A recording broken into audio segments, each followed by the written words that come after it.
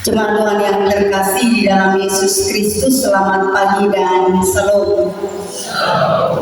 Bulan Juli oleh Majelis Sinode Gemir kita sebut sebagai bulan pendidikan. Kita pakai waktu sepanjang bulan Juli untuk bersama-sama merenungkan dan menghidupi semangat mewariskan pendidikan sepanjang waktu. Wariskan iman bukan sekedar nama. Demikianlah tema perenungan kita pagi hari ini. Jemaat yang dikasihi dalam Yesus Kristus, ada pepatah yang bilang pengalaman adalah guru terbaik. Pepatah ini benar karena pengalaman dapat mengajarkan banyak hal, dan biasanya kalau belajar dari pengalaman, dia akan membekas kuat di dalam ingatan dan kehidupan kita. Ada dari antara kita yang karena pengalaman hidup belajar untuk menjadi makin teguh daripada makin rapuh menghadapi dunia. Ada kita yang karena pengalaman hidup mengajar diri sendiri untuk makin berhikmat daripada tidak berhikmat. Dan ada dari kita yang karena pengalaman hidup belajar hidup lebih taat, rapi, disiplin, bertanggung jawab daripada kita sebelumnya. Benar, pengalaman adalah guru terbaik. Pengalaman kehidupan sehari-hari mengajar bagi kita banyak hal. Demikian juga pengalaman iman dalam hidup bersama Tuhan mengajar kita banyak aspek rohani yang mungkin tidak kita pelajari lewat perenungan firman maupun kelas belajar di gereja. Pengalaman-pengalaman iman baik milik kita sendiri maupun milik orang lain yang kita kenal mengajarkan bagi kita banyak orang membangun relasi dengan Tuhan berdasar pengalaman itu. Bagi kita yang belum pernah mengalami kesusahan, begitu punya maupun mendengar pengalaman rohani orang dalam kesusahan bersama Tuhan, kita pasti belajar aspek iman. Bagi kita yang sudah pernah merasakan, kita juga akan pergi dan menjadi sumber informasi dan berbagi pengalaman-pengalaman rohani tersebut. Karena benar, pengalaman adalah guru terbaik. Dalam konteks kitab Ulangan, bangsa Israel diperkenalkan sebagai bangsa yang kuat dalam mewariskan pemahaman dan pengalaman iman generasi ke generasi turun-temurun.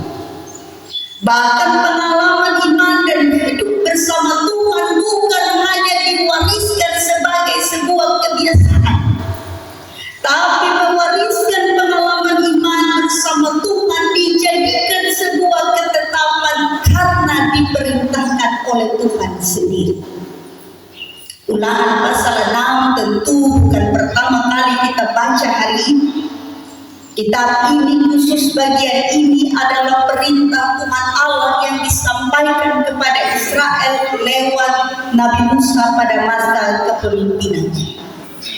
Bagian Ulangan pasal 6 terkenal karena bagian ini menyatakan bagaimana Tuhan sendiri bicara kepada bangsa dan bilang, "Aku ini Allah." Dalam bahasa asli, "Aku ini Yahweh." Aku bukan hanya Allah, tapi Tuhan mengingatkan mereka, "Aku Allahmu yang membebaskan engkau dari tanah Mesir dan membawa kamu lepas dari perbudakan." Jadi ada proklamasi tentang siapa Tuhan Allah, tetapi dalam proklamasi itu Tuhan Allah kasih ingat siapa Dia di antara kehidupan dan pengalaman bangsa Israel. "Aku adalah Tuhan Allah, bukan saja aku melepaskan kamu dari penderitaan di Mesir, tapi aku juga adalah Tuhan masa sekarang dan masa akan datang, yang ingin sekarang, tapi yang juga akan menjamin masa depan." Itu proklamasi Allah bagi bangsa Israel. Maka Ulangan pasal 6, Musa menegaskan bagaimana bangsa Israel mesti hidup di dalam beberapa ketetapan. Yang pertama, Musa bilang bahwa karena Allah telah memproklamasikan dan memperkenalkan diri kepada kita lewat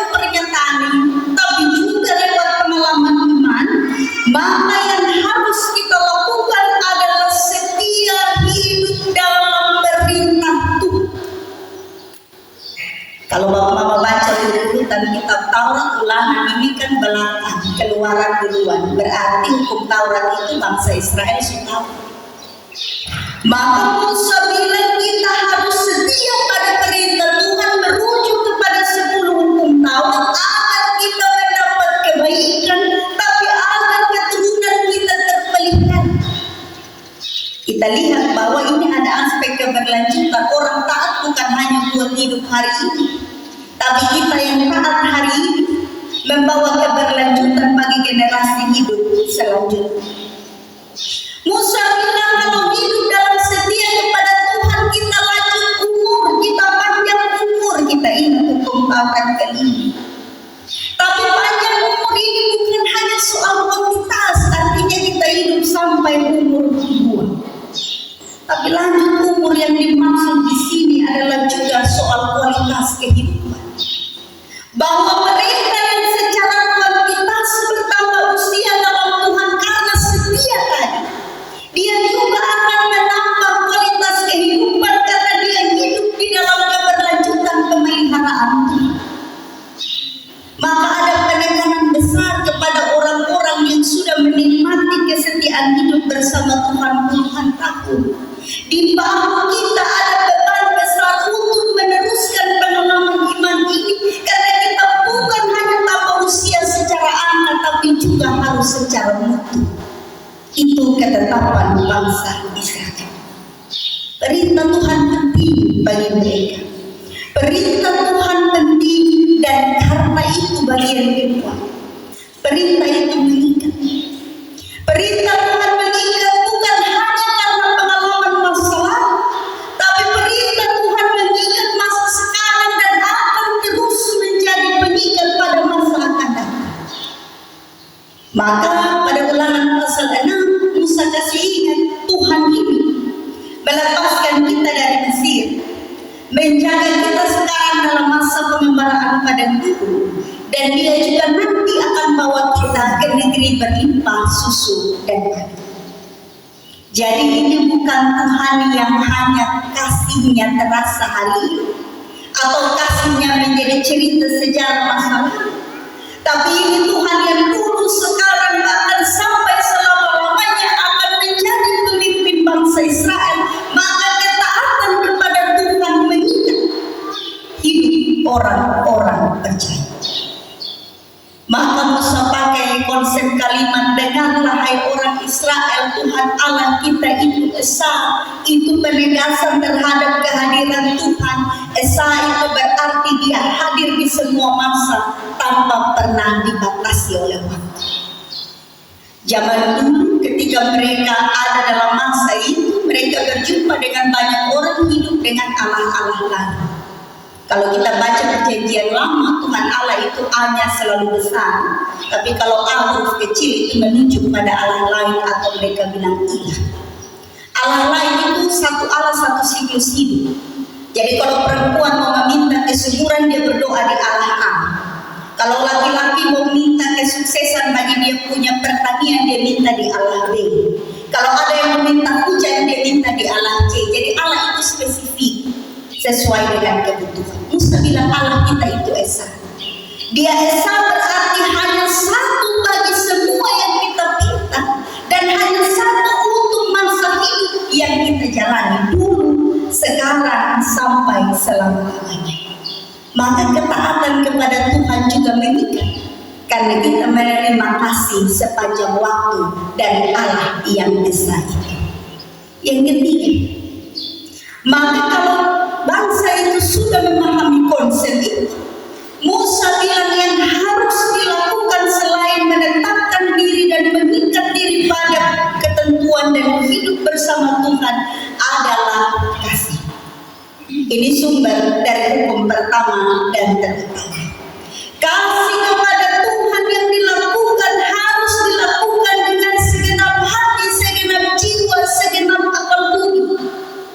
Ini bukan kasih yang dilakukan karena kita butuh sesuatu. Ini bukan kasih yang diakrabkan karena kita takut kepada Tuhan sebagai sosok yang menakutkan. Ini adalah kasih yang dilakukan oleh karena kita sudah mengalami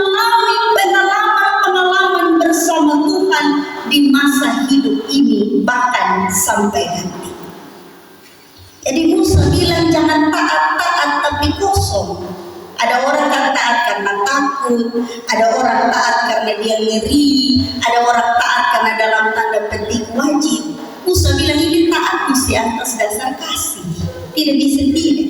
Supaya relasi ketaatan kita dengan Tuhan bukan relasi keterpaksaan, tapi relasi kasih yang lahir dan melahirkan sukacita. Supaya kita buat apa juga untuk Tuhan, kita buat dalam kesukaan karena kita mengasihi Tuhan.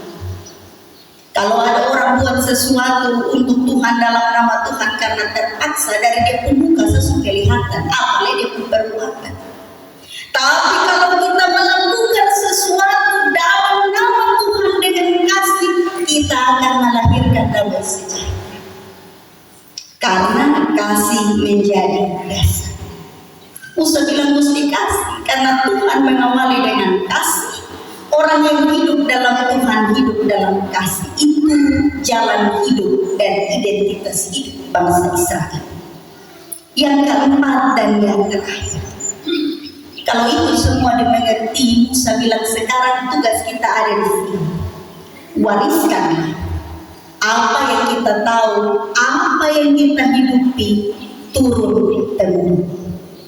Ulangan pasal 6 bagian yang terkenal, dia bilang ajar kalau engkau duduk atau engkau berdiri, ajar ketika engkau tidur atau engkau bangun, taruh pada tiang rumah, taruh pada dahimu, biar itu jadi tanda pada pintu rumah dan pintu gerbang bangsa.